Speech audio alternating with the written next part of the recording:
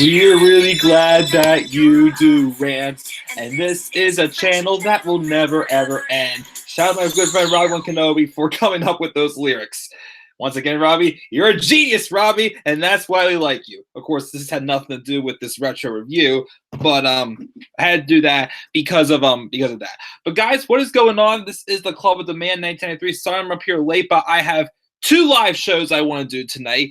First, I'm going to do my live retro review of NXT TakeOver Rival 2015. And then, of course, next, it's going to be a very, very interesting top 10 special of the week, as I have a topic that's not completely in top 10 best and worst. This it's just like a top 10 discussion video basically we're doing that I look forward to definitely hearing your thoughts as well about this as well when we get to it.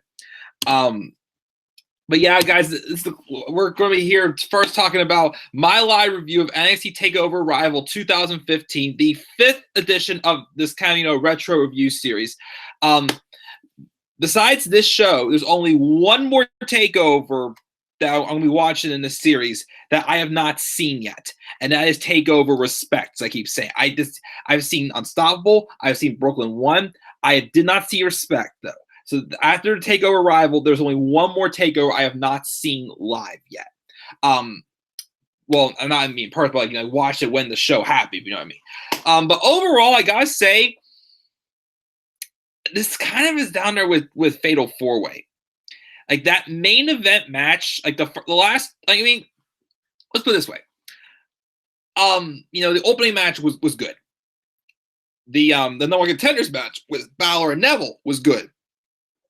I can say 4 of the matches were good, but then there's 2 matches on this show that really kind of brought this show down for me, and that was the no disqualification match and the tag title match. The tag title match in this show I didn't think was that good. The main event though was great, and then you know what? I'm going to raise my grade just a tad bit because there's 4 matches on the show that were good. 2 of them that weren't that good. So I'm going to edit this and really fast and just change my grade real quick here because I feel like it is a little bit of a lower grade than it should be. But basically, there was some weak points in the show with some matches that weren't really passable, in my opinion. But of course, that main event match for sure. Like that to me was definitely a really big statement making classic type of a match. I thought. And yes, I know Samoa Joe just debuted the next TakeOver. Thanks for mentioning that. Tyler, thanks for joining me live.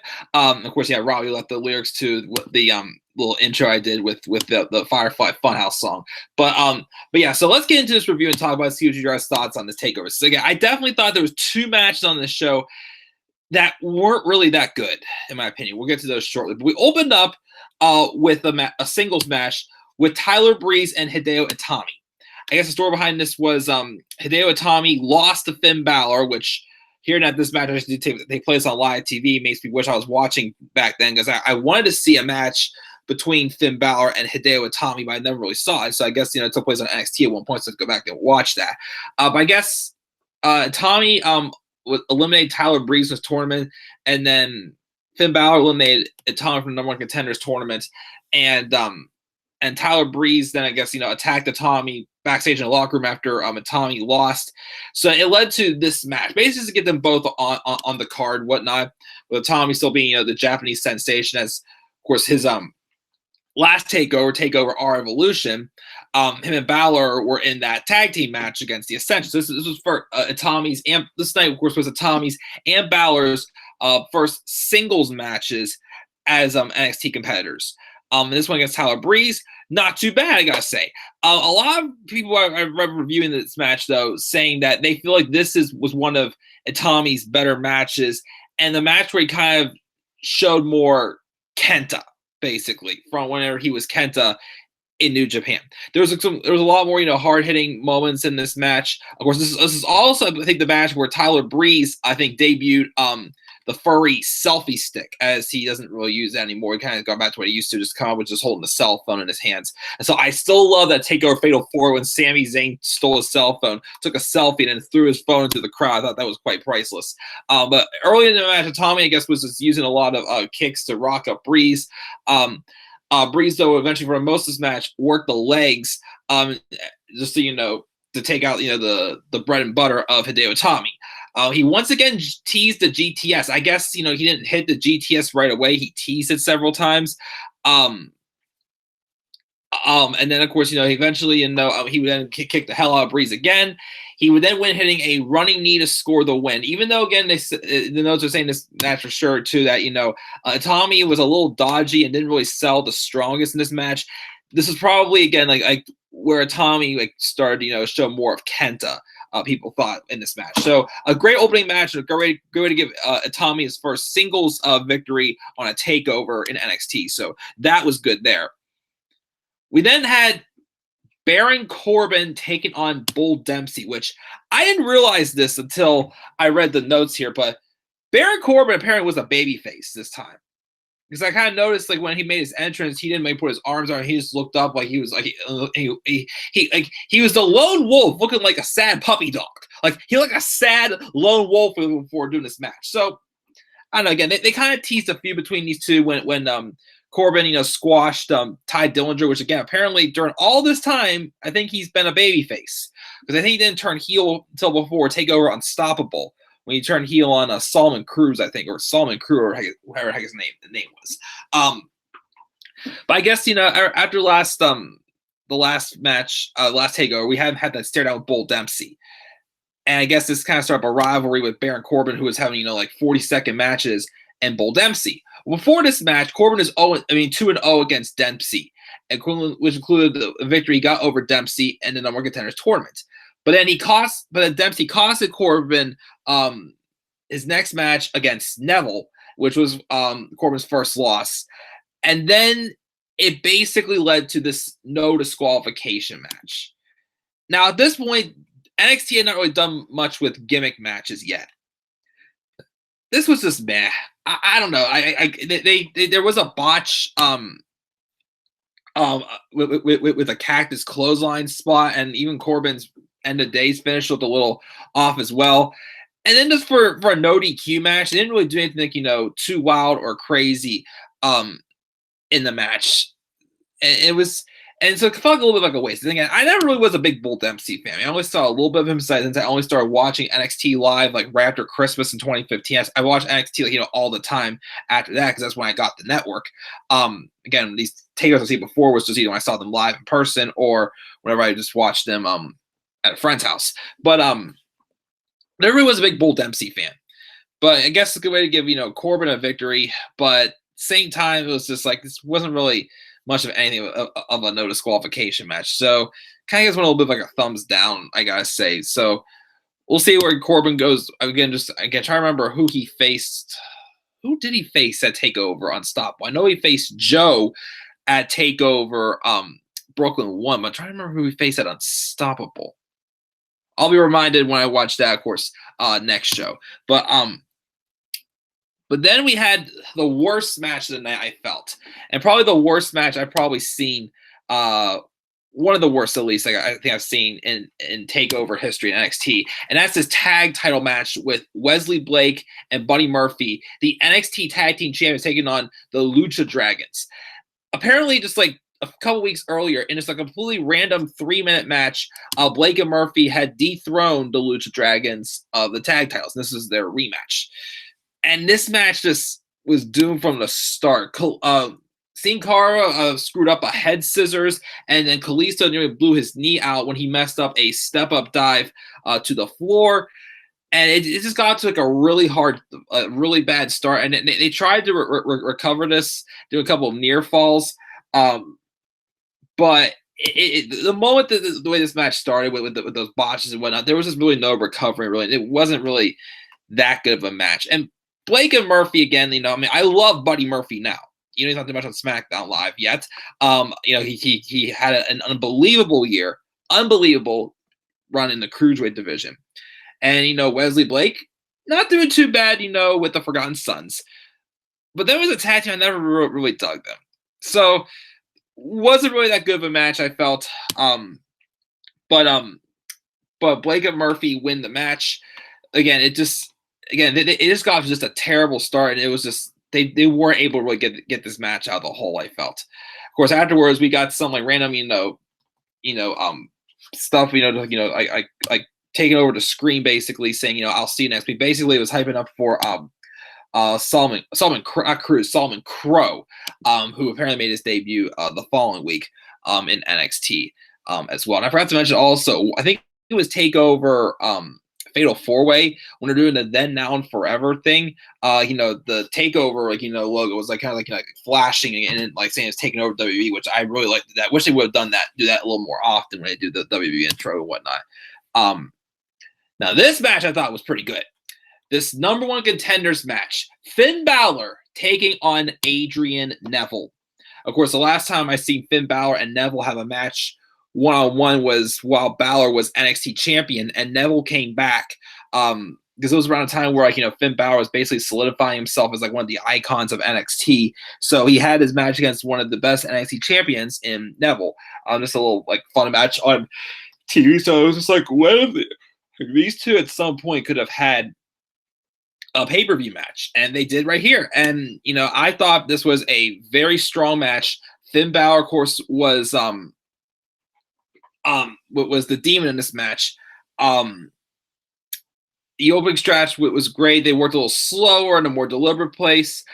Which, by the way, also I think I forgot to mention, because I saw this, I was about to talk about commentary. We're talking about commentators for this show was Rich Brennan, Matt Albert, whatever you can call him, but basically Lord Tensai and Corey Graves. And I forgot to mention the commentators for TakeOver. Our Evolution, it was Graves, Brennan, and Alex Riley. I think this is before Alex Riley started, trying to get some time in NXT again before he was, released in 2016, like he was. But the last pay-per-view also was when Corey Graves officially claimed that he was, retiring from in-ring wrestling because of his injuries and starting as a commentator, which he was good in NXT, kept the main roster, and yeah, it's been down for a couple. Anyways, but that I throw that out there. Close game alert. I don't care about NBA right now. I'm sorry. But commentary was really in this match. Of course, Neville, of course, had the NXT experience, the experience that the commentary was selling off as well. Neville's, of course, was trying to improve, get back on top and improve that, he can get back on top as well. And of course, he did show a little bit of desperation in this match getting there. He was selling amazing. And then, of course, the interesting part, the amazing near fall, was when Balor got the knees up on the red arrow. And then he, of course, rolled Neville into for a really close 2 count, and he eventually hit the coup de grace for the win again. It was just an excellent match, showing that it was kind of like a passing of the torch moment. Even though again they did have another match, probably I think in like beginning of 2016, like sometime I think it was sometime before TakeOver Dallas, because I did see that, I did watch that match. It was I say it maybe like a month or so before TakeOver Dallas. Which I can't wait to talk about that show again. But yeah, so they had the match there, but this is an amazing match. And afterwards, the two just shook hands out of respect and whatnot, and we went from there. Check the live chat. Haven't checked it yet. Death by Powerbomb. Yep. And Liv Morgan made her debut as the fan who jumped. Oh, that's right. That was Liv Morgan? Wow. I didn't know. I forgot to mention that, I forgot there was a fan who jumped in and attacked Tyler. Not attacked, but jumped on Tyler Breeze. But I didn't know that was Liv Morgan. Dang, I didn't know. I didn't know that. But thanks for pointing out, Robbie. Yeah, I increased the grade a little bit I originally gave. Before he became the best kept secret of 205 Live, Murphy was a tag team champion doing some lucha things for sure. And Tyler's talking about some of his worst heel turns. Worst heel turn, Braun Strowman 2018. Yes. Worst face turn, Kevin Owens. I wouldn't say it was bad, but they didn't really give him much. He came back at a time where it was right before WrestleMania, and since his plans were canceled, they didn't really have much for him to do. Which again, I would have been if Brian didn't get hurt.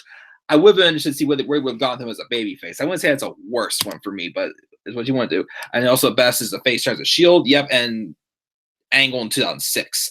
The good ones there. And of course, in Neville's voice, "Shut up, Rich! Rich, last night when I came out here and attacked Rich Swann and his little buddy TJ Perkins, you people cheered me. We can take your cheers and shove it, because anyone who's on 205 Live, I am going to obliterate the division." And he sure did. Yes, he sure did. But yeah, shut up, Rich. But anyways, moving on now. Thank you for something a lot, chat, guys. To the NXT Women's Championship match, a fatal 4-way of the 4 horsewoman of NXT. Charlotte, the champion, took on Bayley, Sasha Banks, and Becky Lynch. This time, Charlotte and Bayley were the baby faces. Sasha Banks and Becky Lynch were the heels and kind of were a little bit like a heel faction. But this was during a time when they were kind of, teasing a little bit like a breakup angle between them. Of course, we all know where this led to. A very underrated women's match at TakeOver Unstoppable, which I can't wait to talk about that when we get there next. But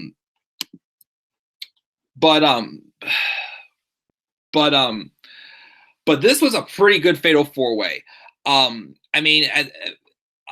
Lynch and Sasha was taking out Charlotte early as they worked over Bayley before Lynch then eventually took out Sasha. Charlotte though returned for a bit of a run, dominating, looking for revenge to get on Sasha Banks. Since it seemed the more the focal point here again was Charlotte and Sasha. Again, Charlotte the bigger name, but Sasha had been the one who's been seizing opportunities, of course, being the best heel in the women's division. Bayley, of course, had a near fall on Charlotte. Becky, of course, broke that. Like, Becky was probably just like the 4th woman of this match. Like, she was there, but she probably didn't have like the biggest role in this match, I feel, for sure. Of course, this is well before Becky became the man, of course, as we all say. There was some dives from Charlotte and Sasha.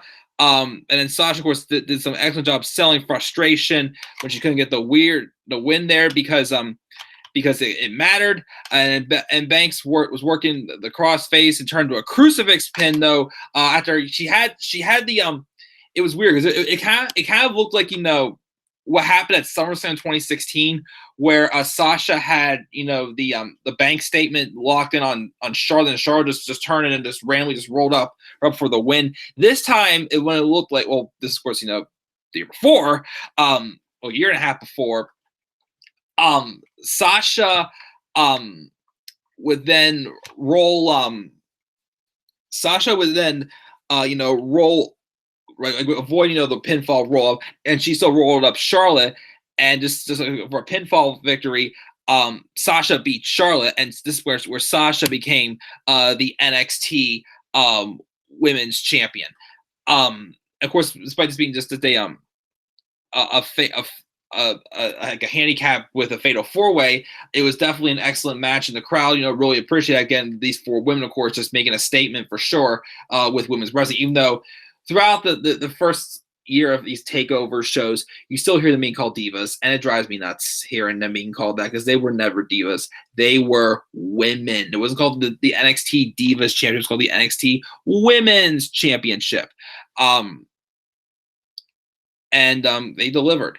And of course, show that how eventually these 4 women were going to change the main roster in some ways. After the match, though, Charlotte went to go shake Sasha's hand, but they kind of like hugged and just like shoved each other. So I don't know what the point of that was. If Sasha was going to continue to be the heel, whatnot down the line. So I didn't quite get that, but we got that. And then finally, the main event, another match I had wanted to see, was this 23-minute, brutal match, the first clash in NXT with Sami Zayn and Kevin Owens for the NXT Championship. And of course, they go